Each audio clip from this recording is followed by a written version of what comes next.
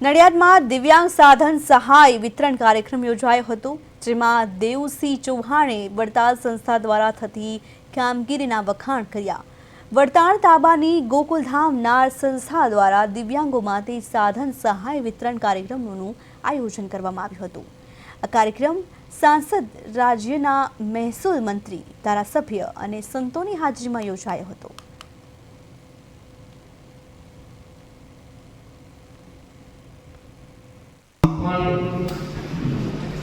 આ કામ જનતંત્રની વ્યવસ્થા પ્રમાણે સરકારનું છે, પરંતુ જો સરકાર આ કામ કરવા નીકળે ને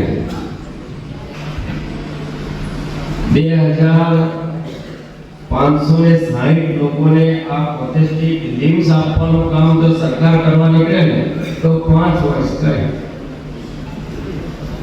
આ મર્યાદા વ્યવસ્થા તંત્રની મર્યાદા કહો, પરંતુ સમાજનું કામ કરવા માટે આંખ અને દ્રષ્ટિ કરતા સંવેદના હોય અને વડતાલ ધામ જેવી સંસ્થા જે સંવેદનાથી કામ કરે ને તો એક દિવસમાં આવું કામ કરી શકે એનો આપણે લેરા મદન મોહનજી મહારાજ દ્વિશતાબ્દી મહોત્સવના ઉપલક્ષમાં દરેક જિલ્લાઓમાં હાઈટેક પ્રોસ્થેટિક લિમ્સ કરવામાં આવી રહ્યા છે।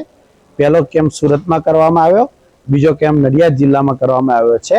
આમાં દિવ્યાંગજનોને હાઈટેક પ્રોસ્થેટિક લિમ્સ અર્પણ કરવામાં આવે છે।